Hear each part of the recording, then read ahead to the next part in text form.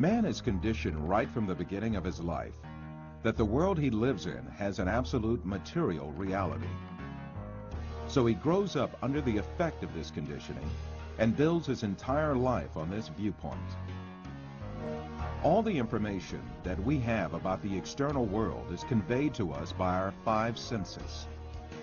The world we know of consists of what our eyes see, our ears hear, our noses smell, our tongues taste, and our hands feel.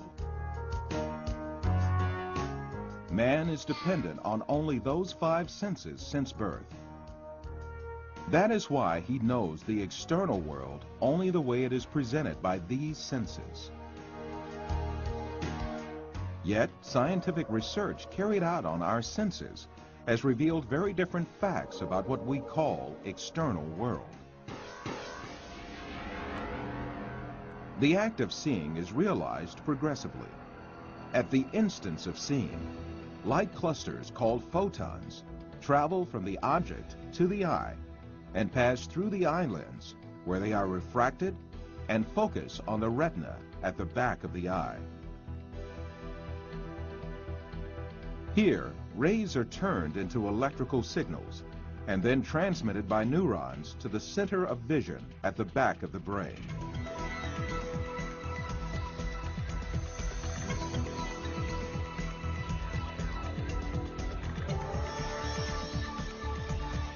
The act of seeing actually takes place in this center in the brain.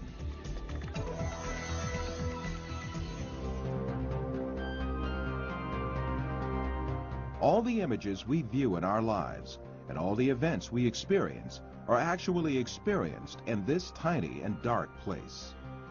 Both the film you are now watching and the boundless landscape you see when you gaze at the horizon actually fit into this place of a few cubic centimeters.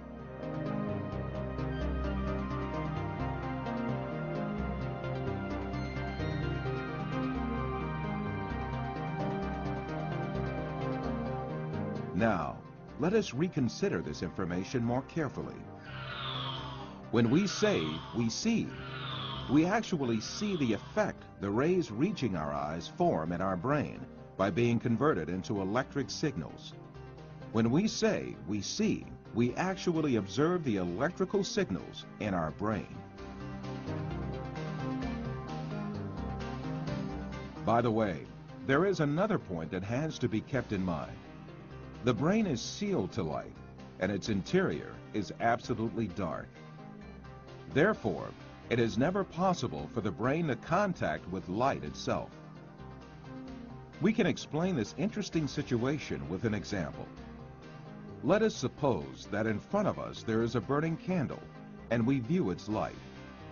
During this period, when we view the candle's light, the inside of our skull and our brain are in absolute darkness. The light of the candle never illuminates our brain and our center of vision. However, we watch a colorful and bright world inside our dark brain.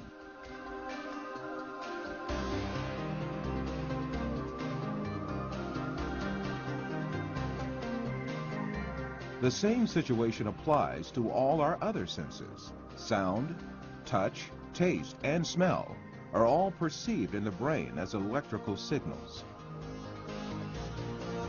Therefore, our brains throughout our lives do not confront the original of the matter existing outside us, but rather an electrical copy of it formed inside our brain.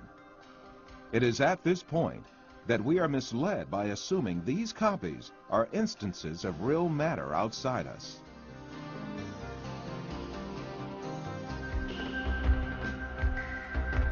These physical facts make us come to an indisputable conclusion. Everything we see, touch, hear, and perceive is matter. The world, or the universe, is only electrical signals in our brain.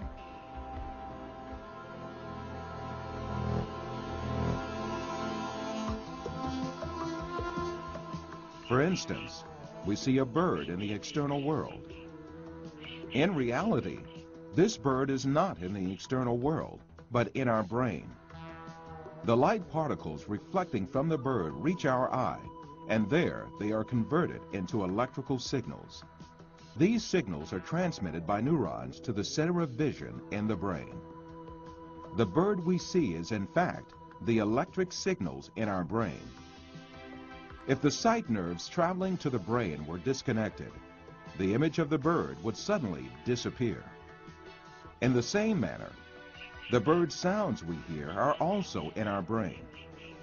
If the nerve traveling from the ear to the brain was disconnected, there would be no sound left.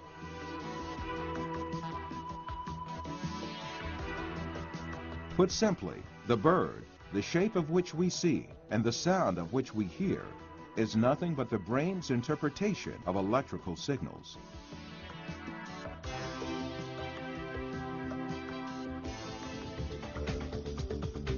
Another point to be considered here is the sense of distance.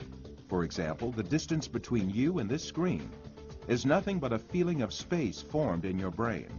Also, objects that seem to be very distant in one person's view are actually images clustered at one spot in the brain.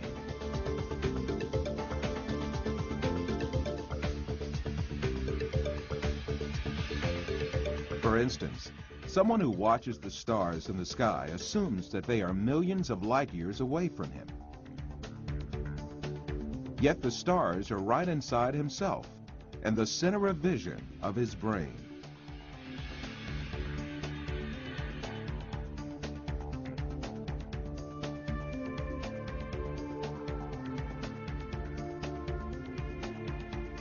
While you watch this film, you are in truth not inside the room you assume yourself to be in. On the contrary, the room is inside you. Your seeing your body makes you think that you are inside of it. However, you must remember that your body, too, is an image formed inside your brain. Since we can never actually reach the external world, how can we be sure that such a world really exists? Definitely we cannot. The only reality we cope with is the world of perceptions we live within our minds.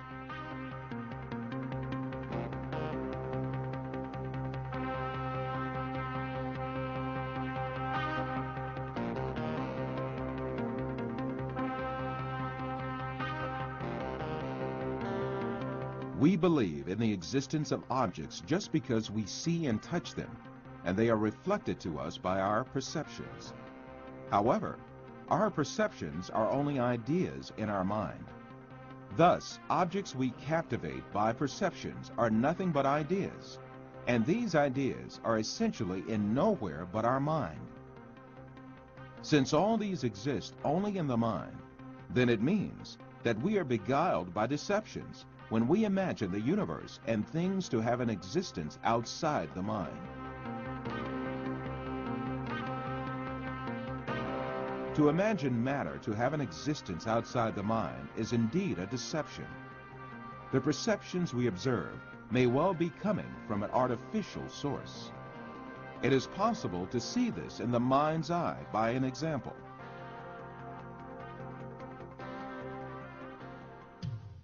First, let us suppose that we could take our brain out of our body and keep it alive in a glass jar. Let us put a computer in which all kinds of information can be recorded. Finally, let us transmit the electrical signals of all the data related to a setting, such as image, sound, and smell, to this computer. Let us connect this computer to the sensory centers in our brain with electrodes and send the pre-recorded data to our brain. As our brain perceives these signals, it will see and live the setting correlated with these. From this computer, we can send to our brain also signals pertaining to our own image. For instance, we can send to our brain the electrical correlates of such senses as sight, hearing, and touch that we perceive while we sit at a desk. In that state, our brain would think itself as a businessman sitting in his office. This imaginary world would continue as long as the stimulations keep coming from the computer. We would never realize that we only consist of a brain.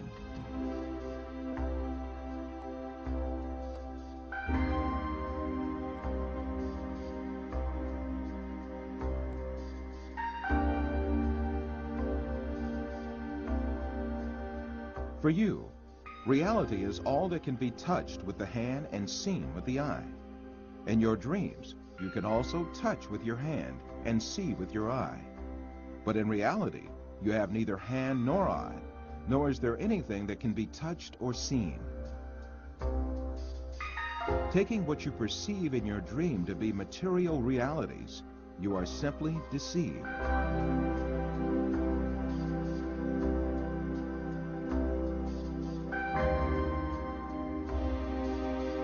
For example, a person deeply asleep in his bed may see himself in an entirely different world in his dream. He may dream that he is a pilot and command a giant airplane, and even spend a great effort to command the plane. In fact, this person has not taken even one step away from his bed. If we are able to live easily in an unreal world during our dreams, the same thing can equally be true for the world we live in.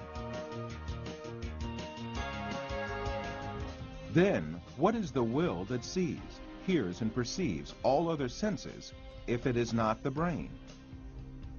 Who is it that sees, hears, touches, and perceives the taste and smell?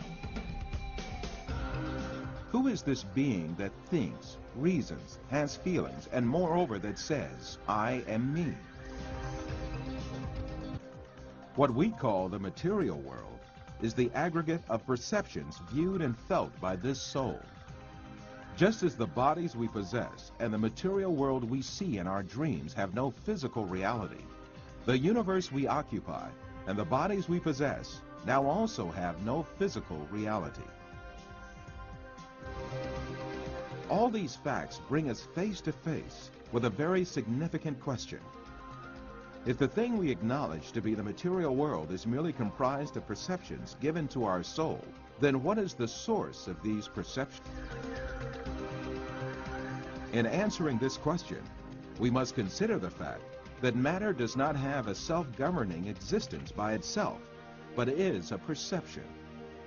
Therefore, this perception must have been caused by another power, which means that it must have been created. Moreover, this creation must be continuous.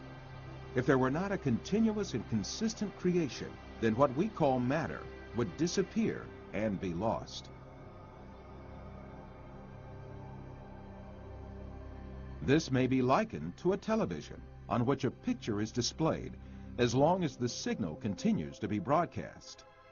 If the broadcast stops, the image on the screen will also disappear.